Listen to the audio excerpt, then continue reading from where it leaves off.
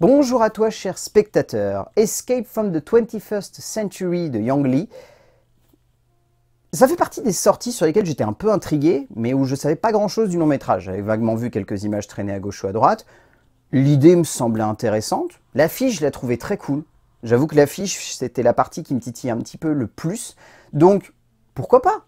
Voyons voir ce que ça pouvait donner. Le résumé pour faire simple, Yi, Cheng-Yong et Za sont les meilleurs amis du monde en cet été 99 sur une planète lointaine ressemblant beaucoup à la Terre. Alors que tout va bien pour eux, ils se retrouvent à vivre une aventure qui va les plonger au cœur de leur futur. C'était trop bien. J'ai adoré. Je trouve que c'est typiquement le genre de proposition de cinéma qui fait du bien, et au-delà de faire du bien, a énormément de sens.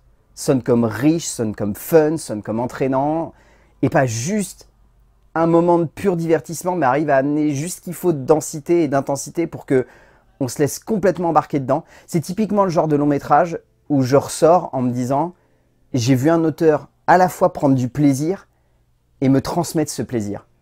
Et c'est là-dedans en fait que je trouve que le film arrive à puiser une richesse, une densité, une intensité, une générosité et un pragmatisme également dans sa manière d'amener du divertissement à l'écran et surtout de la réflexion, qui fait que je me suis dit qu'Yang Lee, au-delà de réussir à être créatif, faisait en sorte que cette créativité soit au service de quelque chose. Pas uniquement d'une esthétique, pas uniquement d'un effet de style, pas uniquement d'un bon moment de fun où on va se marrer, mais d'un moment de cinéma où il y a de l'émotion, il y a de l'immersion, il y a des instants où on se dit juste c'est du pur divertissement et éclate-toi avec.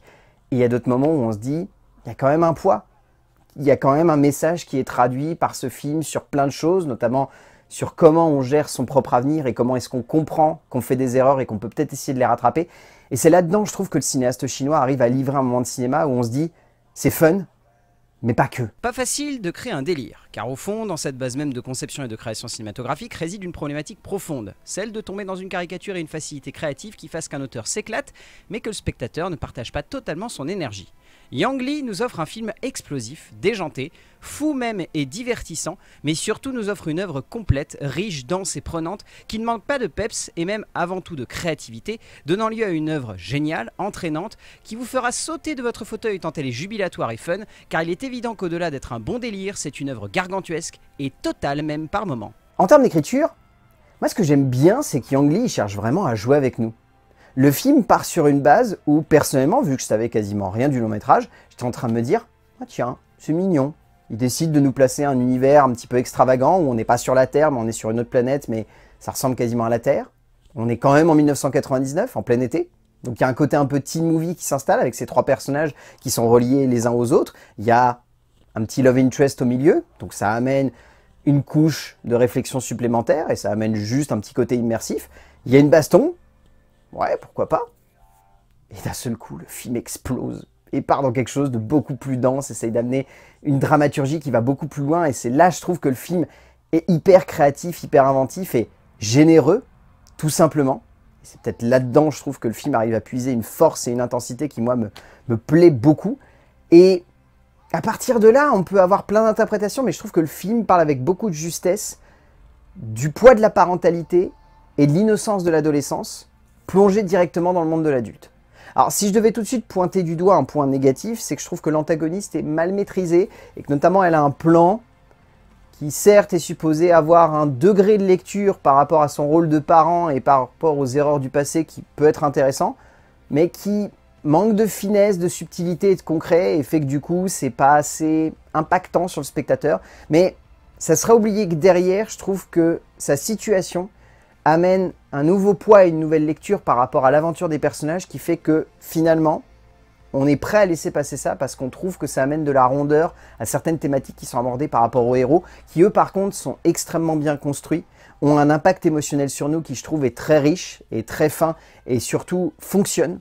C'est pas toujours facile d'avoir trois personnages principaux et de réussir quand même à créer une ligne directrice pour faire en sorte que le spectateur s'immerge pleinement dans le récit, mais là je trouve que pour le coup, c'est parfaitement maîtrisé par Yang Lee. Lee aurait pu se perdre dans cette idée un peu trop fantasque et aurait pu donner lieu à une aventure qui sonne comme un peu trop explosive et pas assez logique dans la manière d'amener les personnages, de construire leur parcours et de donner lieu à plus qu'une simple escapade un peu trop déjantée. Heureusement pour nous, il y a de la profondeur. Il y a un vrai jeu qui s'installe entre le spectateur et l'auteur chinois, et plus encore, il est évident que dans sa manière de construire et de développer son scénario, le cinéaste a voulu surtout faire en sorte que le spectateur accepte son délire, comprenne son point de vue, aime ses personnages, et n'ait qu'une envie, les suivre jusqu'au bout de ce voyage. En termes de mise en scène, Yang Lee est explosif. Je n'ai pas de meilleurs mots pour décrire sa mise en scène. J'avais peur, honnêtement, au bout de quelques minutes, que ça soit juste de l'esbrouf esthétique. Et qu'on soit sur un cinéaste qui certes est très créatif, mais est créatif uniquement pour mettre plein d'effets. Il y a notamment des effets autour du dessin, des jeux de format, un travail autour de l'émotion que ce format est supposé générer. Le film commence avec un format qu'on appelle letterbox, c'est-à-dire que les bords sont légèrement arrondis, on est sur du 1,66. Et après, il s'amuse à jouer avec plein de trucs, poussant le format jusqu'à du 3.0, où les bandes noires sont extrêmement refermées. Et on sent qu'il a envie de s'amuser avec ses effets style, parce que par moments, il y a des effets de fausse 3D, où les effets de dessin notamment sortent un petit peu de l'écran. Et je me suis dit, est-ce que c'est juste de l'esthétique pour de l'esthétique, ou est-ce que ça a un message ? Et après, lorsque tu remets la perspective qu'on est supposé être dans la tête de garçons qui ont à peine 18 ans, qui sont plongés dans des corps d'adultes, où il y a déjà eu pas mal de vécu, tu te dis, bah en fait, cette esthétique, c'est juste une esthétique pensée par des gamins qui ont été dopés aux jeux vidéo et aux comics, ainsi qu'au manga. Et à partir de là, tu te dis, ouais, bon, bah ça a de la cohérence. Et donc, du coup, tu te laisses embarquer. Et le roller coaster, il s'arrête pas pendant 1h30 et tu fais, waouh. Et en fait, je trouve que le film est à cette image-là. C'est-à-dire que c'est pas juste de l'esthétique pour de l'esthétique. C'est une esthétique qui a de l'impact émotionnellement sur nous, qui crée une intensité et une émotion qui, je trouve, n'est jamais perdue du début à la fin du récit. Moi, ça m'a complètement embarqué.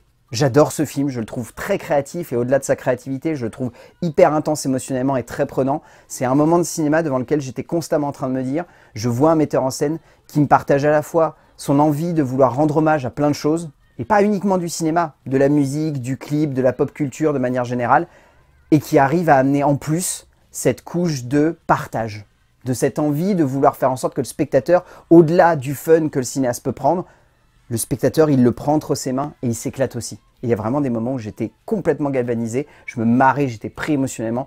Ce film est riche. C'est le mieux que je puisse décrire. Lee est un cinéaste purement et simplement génial, dans le sens où il est évident que l'auteur comprend comment jouer avec une forme et comment donner lieu à un divertissement qui enchaîne constamment les idées de mise en scène, mais sans jamais donner l'impression que c'est juste du style. Cela aurait été facile de développer et de construire une œuvre amusante, mais à laquelle il aurait manqué ce petit truc en plus qui aurait su canaliser l'énergie et lui donner du sens, ce que le cinéaste chinois parvient à trouver ici en faisant de la forme une explosion pure et simple de sa créativité, mais il a une logique de conception et de création qui rappelle beaucoup d'auteurs asiatiques, mais pas que. En termes de casting, celui-ci fonctionne extrêmement bien parce que je trouve que chaque acteur arrive parfaitement à épouser son protagoniste et parfois sur très peu de scènes, mais avec une telle émotion et une telle justesse et une telle finesse qu'on se laisse complètement embarquer. On peut citer Fan Dingma, on peut citer Kixuang Kang, on peut citer Zuozhu Lee, Yi Shen-chen, on peut citer également Liang Shi, Zheng Guangyan, Leon Li, Waman Zizhu, on peut citer aussi Xiaolang Yu, on peut citer Yang Song, on peut citer Elan Zong qui je trouve est particulièrement juste dans un personnage qui aurait pu être très caricatural mais qui interprète avec beaucoup de justesse. J'avoue avoir ma petite préférence pour un acteur parce que selon moi c'est le moyen d'immersion du spectateur dans le récit.